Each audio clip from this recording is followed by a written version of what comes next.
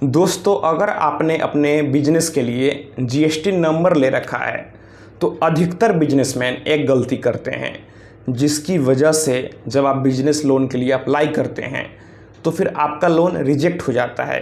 हर businessman को कभी न कभी बिजनेस लोन का ज़रूरत ज़रूर पड़ता है। तो अब यहाँ पर सवाल उठता है कि आखिर वह कौन सा गलती है।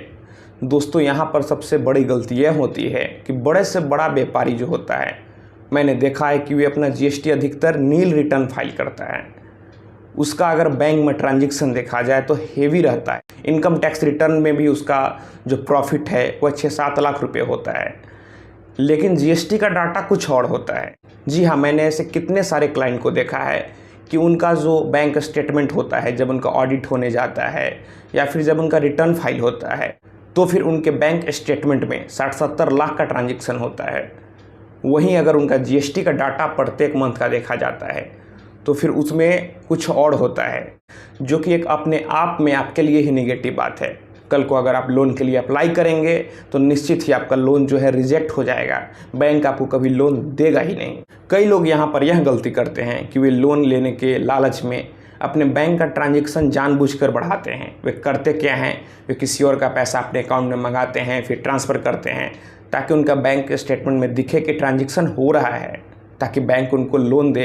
और यहाँ पर जीएसटी का डाटा तो कुछ और होता है, जीएसटी में रिटर्न कुछ और फाइल होता है। यहाँ पर एक और बड़ा मुसीबत हो सकता है।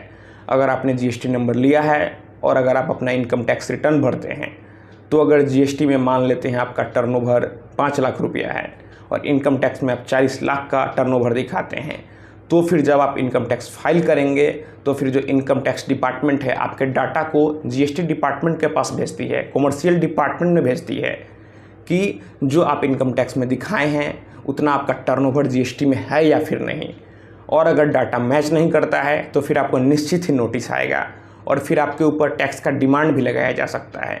फिर आपको उतना टैक्स देना होगा, जैसे कि आपने जीएसटी में 5 लाख रुपए का ही टर्नओवर दिखाया और इनकम टैक्स में 40 लाख रुपए, तो आपने जीएसटी में यहाँ पर 35 लाख रुपए का हेरा फेरी किया, तो फिर यहाँ पर डिपार्टमेंट 35 लाख रुपए का जितना टैक्स बनता है और प्लस आपके ऊपर पेनाल्टी भी लगाकर आपको नोटिस भेज सकती है। तो यहाँ पर दोस्तों आपकी एक छोटी सी गलती आपके पूरे बिजनेस को और आपको बर्बाद कर सकती है। मैं आपको डरा नहीं रहा हूँ, बल्कि मैं आपको अवेयर कर रहा हूँ। तो आप जहाँ भी अपने प्रोफेशनल से अपना जीएसटी और इनकम टैक्स का काम कराते हैं, आप उन्हें बताएं कि आपके इनकम टैक्स का डाटा और जीएसटी का डाटा दोनों मैच करे, दोनों टर्नओवर मैच करे, ताकि कल को आपको कोई नोटिस ना आए, आपको लोन लेने में आसानी हो, आपका सारा पेपर ओके हो। तो दोस्तों, मैं आशा करता हूँ आपको ये वीडियो पसंद आई होगी। अगर आपके मन में और कोई सवाल है तो फिर आप हमें नीचे कमेंट बॉक्स में कमेंट कर सकते हैं। अगर आप हमसे सीधे बात करना चाहते हैं तो फिर आप हमें इंस्टाग्राम पर फॉलो कर लें। मेरा इंस्टाग्राम पर यूजर नेम है Pritesh1584।